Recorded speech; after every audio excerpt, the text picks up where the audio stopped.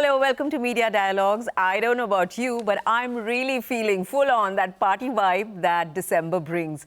Now, there's just so much to do. Lit fest, music concerts, stand-up comedy, spoken word festivals, magic shows, motivational speakers, plays, restaurants, food fest.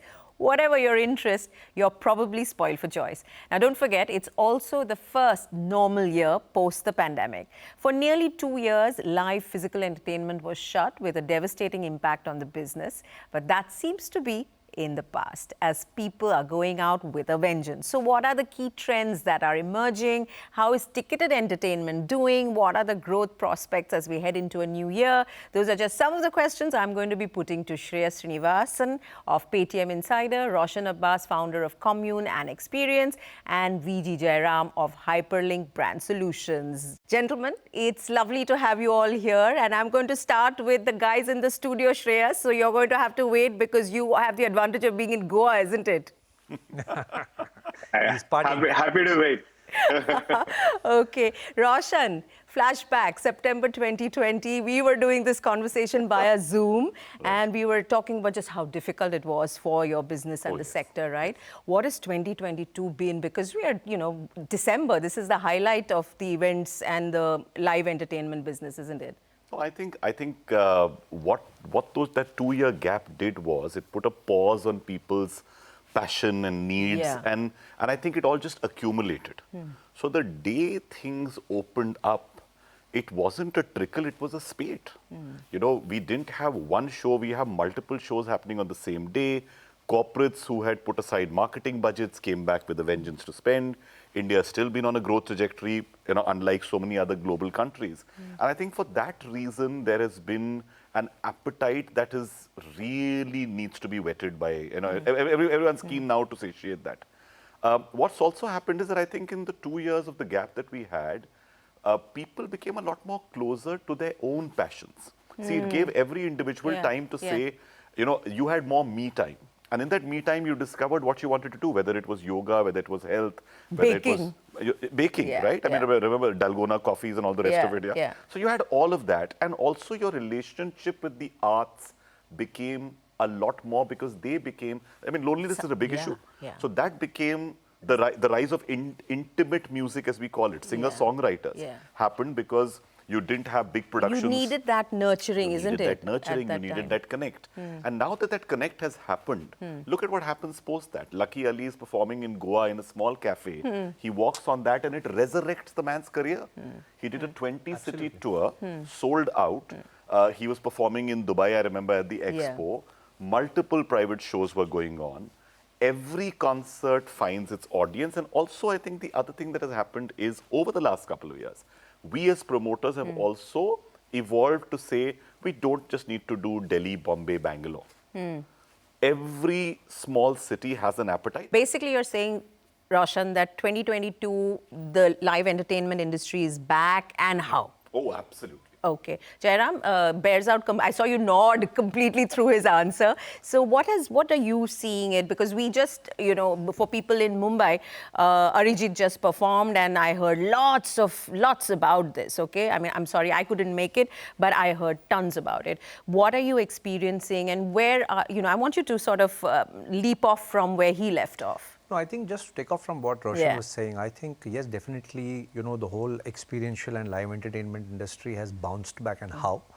But I also feel it's got to do with one important aspect that 2 years of sitting in front of a screen has really, made people want to go out and experience. That whole touch and feel had not happened.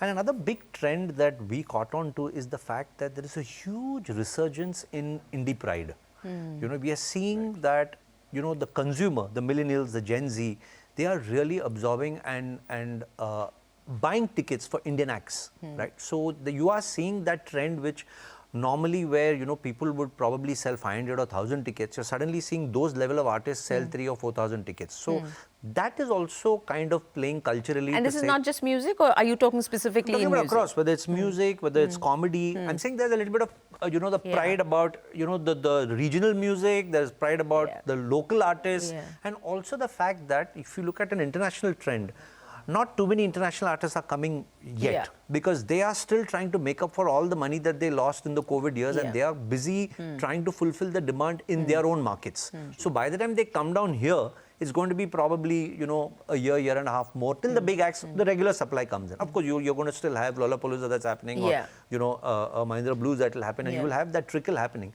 But I think the magic or the big revelation has been that today, there are indie artists who can sell, take a Pratik Kaur, for example. He's selling 5,000 to 6,000 tickets, on the go. But he's on a much higher league, isn't it? This is the guy Obama endorsed on Twitter, and this is the guy the Gen Z, kids have been going I must tell you the best thing that I read. Somebody said the Jagjit Singh of the millennials in English.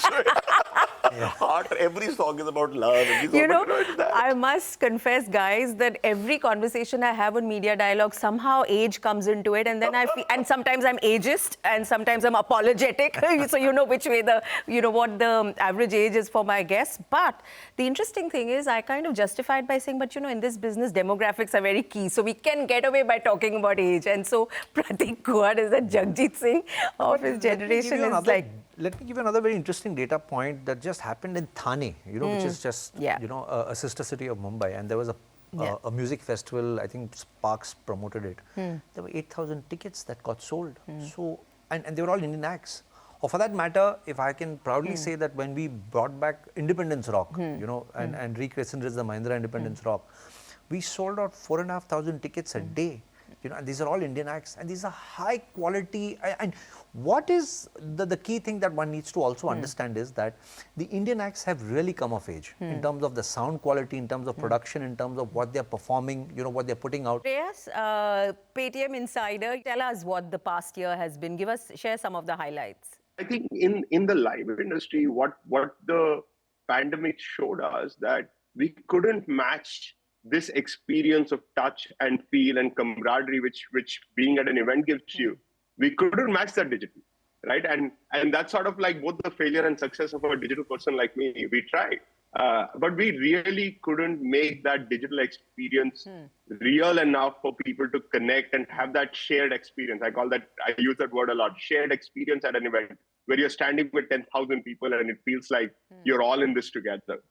The second thing which happened in the pandemic is the creator economy, right? I think the creator economy has literally grown 15-fold in the last sort of 2-3 years because people had access to time. So they ended up consuming, following, becoming fans of a lot more creators across India.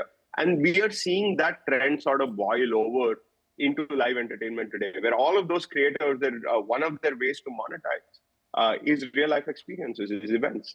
And they're all building events with partners like I work very closely with both the gentlemen in the studio, and together we are building this ecosystem where any creator can easily put up an event without having to worry about all the hassle of putting up the event. That's what we are for, and they can just focus on their craft, right? And then on that experience with their fans, and I think that trend's here to stay. I think you will literally see sort of like people move to two ends of the spectrum. There's going to be massive digitization with things like AR, VR, and you're going to consume more and more and more digitally, which feels like real life. But that's going to increase the demand for real life even more. People are going to say, okay, there's always limits of this headset. There's always limits. Like this headset's never going to feel like a hug, right? And I want that experience from a headset to a hug. And I think like that's why this will become more premium. This will go to more cities because people don't work in Bombay anymore. People like me have moved to other cities, right? There are lots of people like me who now very soon you can do a huge concert in Agra because there's a lot of people who moved from Delhi to Agra. Right. A lot of people in Jaipur. So what the pandemic has done is fundamentally shifted the entire country in a way, and I think this industry's come out better for it. So, when I read the FICCI Frames report that comes out at the start of every year, Roshan, it says that the live entertainment industry is half the size that it was in 2019, and a full recovery to those levels is probably a year away still, right?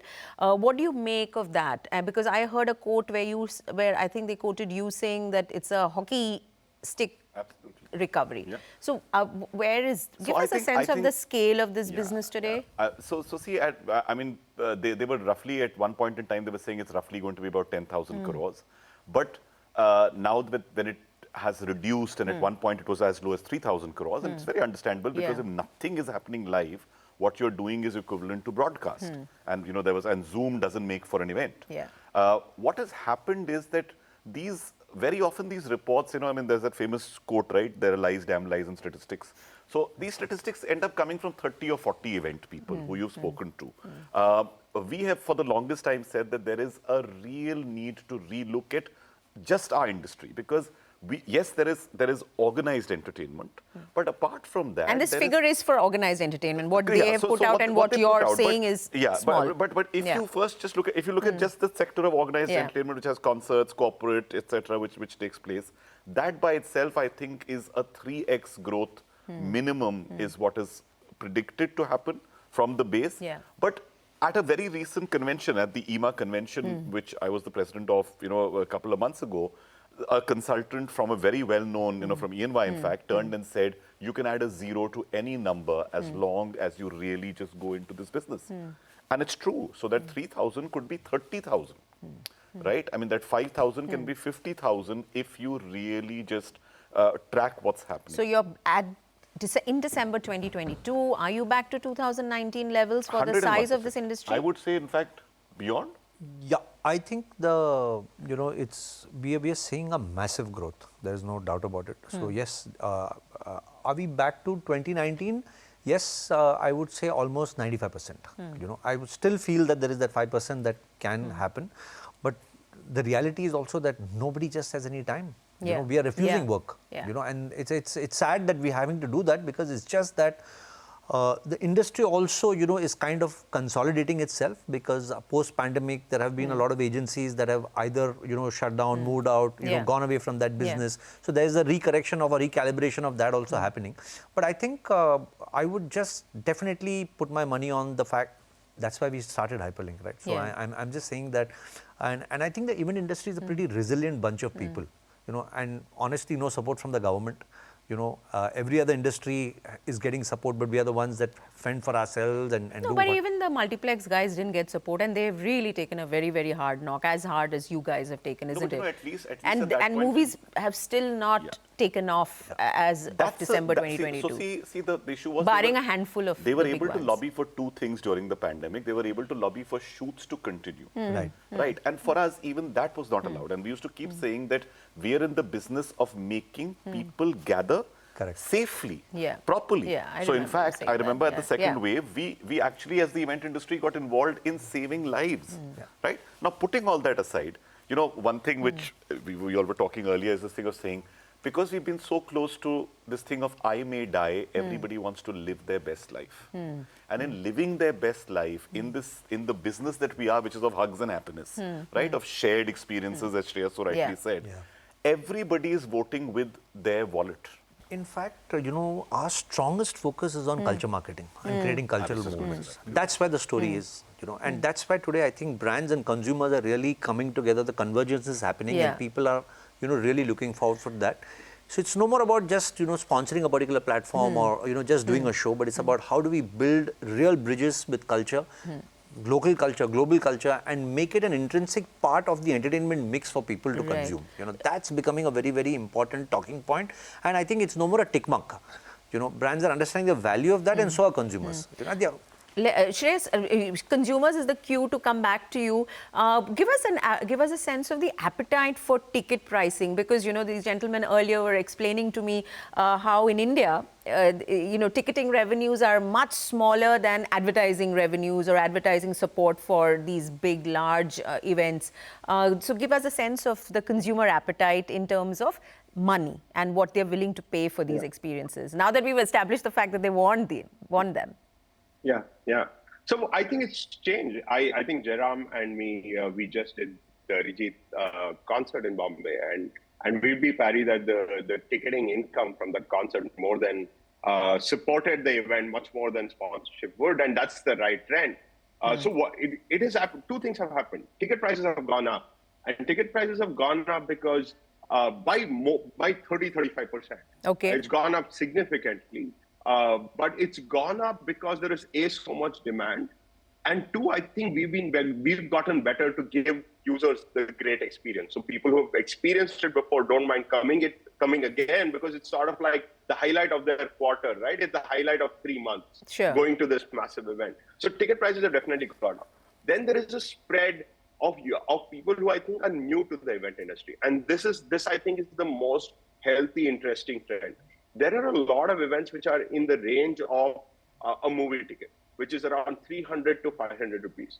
These events are sort of the gateway for people to enter into experiencing events. And there's a whole section of events who have massive volume. I call them events which basically recreate a mall experience, which is about food, about shopping. And these sort of events have 50, 60,000 people attending them, paying a 300 rupees or a 400 rupee ticket over a weekend. Yeah, that's literally how much a big mall would do over a weekend.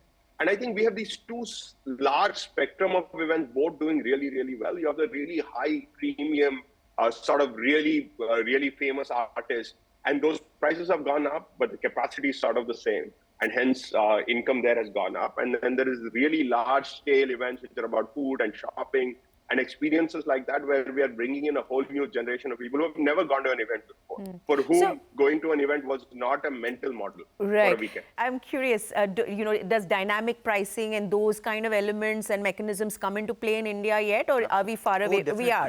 It's already here. Yes, it's already here. We've been doing it for years. Like, the thing is, dynamic pricing comes in when there's demand.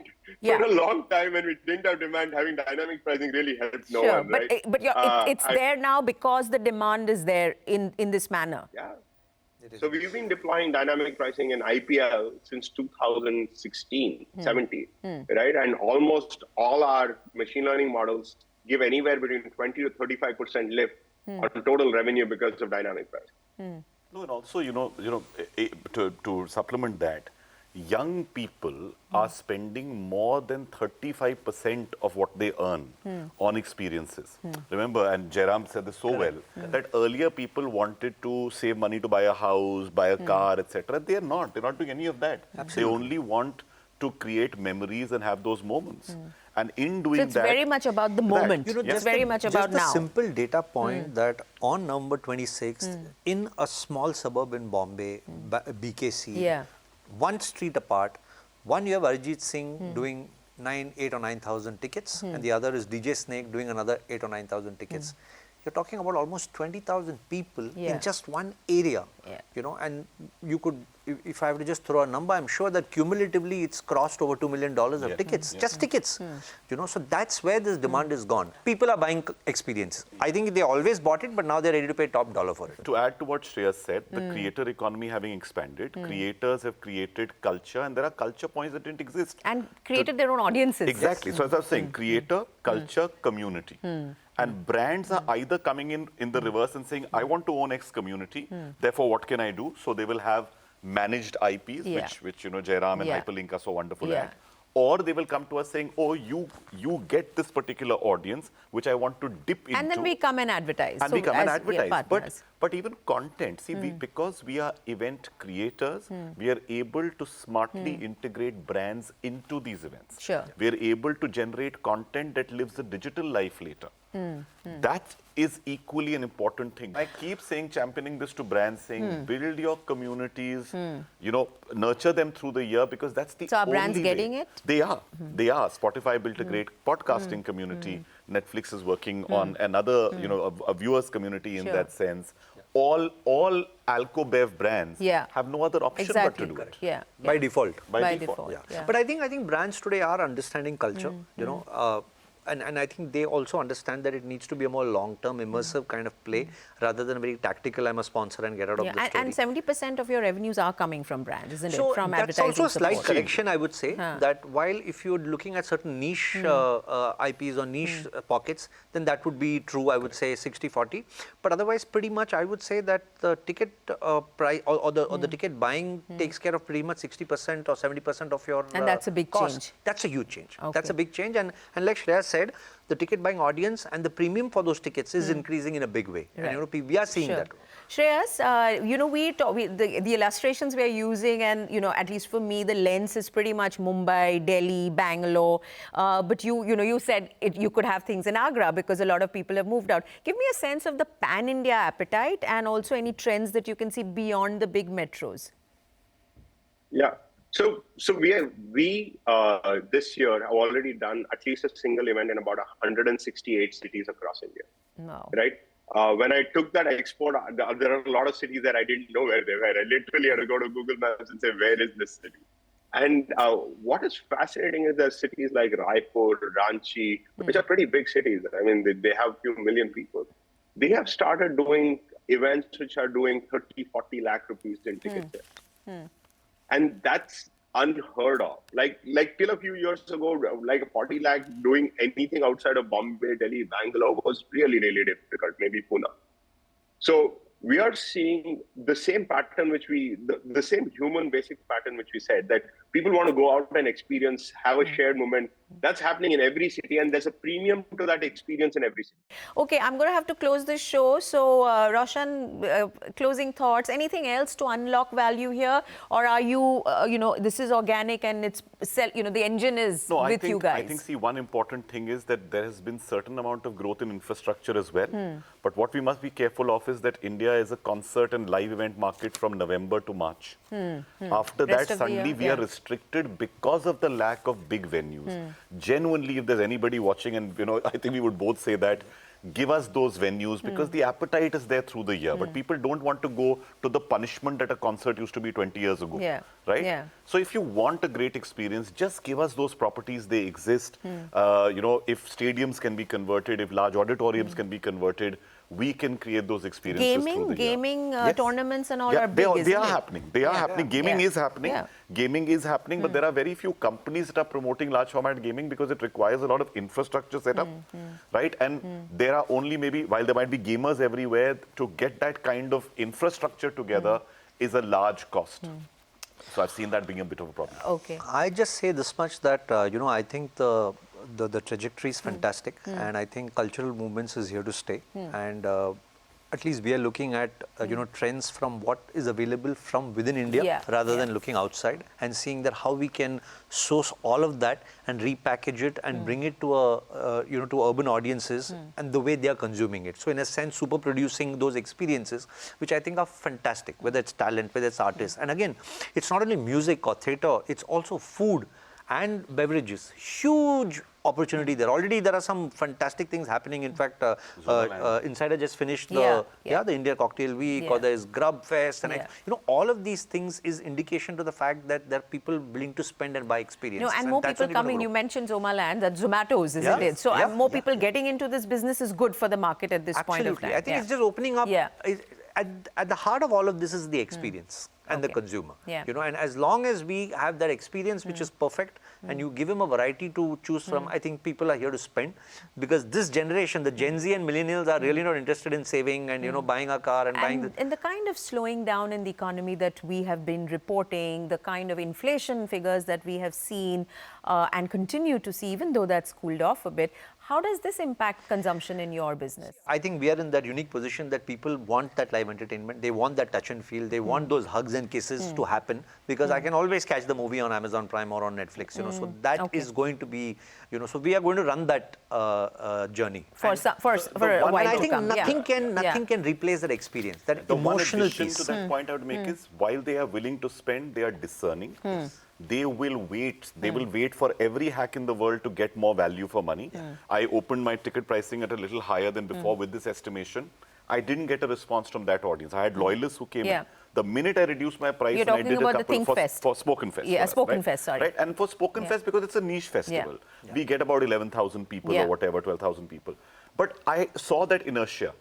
Till we didn't announce every act, till they didn't know what time to come, till they didn't know, because we're a 2-day festival, we spread across 10 hours of programming.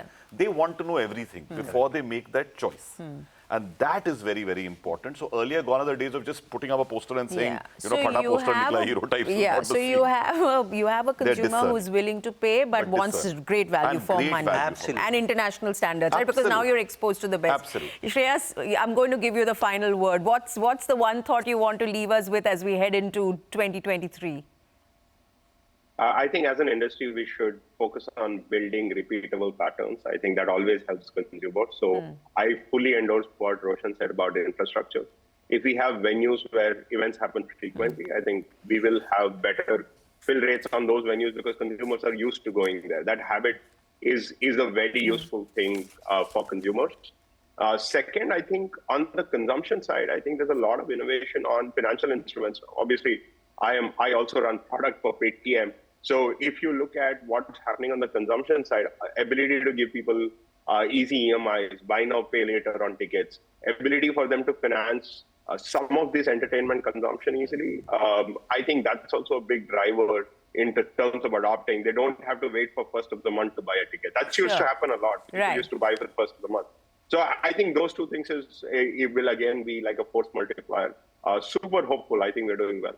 Well, that's a good note to end on. Shreyas, Jairam, Roshan, thank you very much. I'm glad we're doing this face-to-face. Maybe we can ticket this. There's a thought here probably. But thank you very much for watching. Look out for another conversation on Media Dialogues next week. See you then.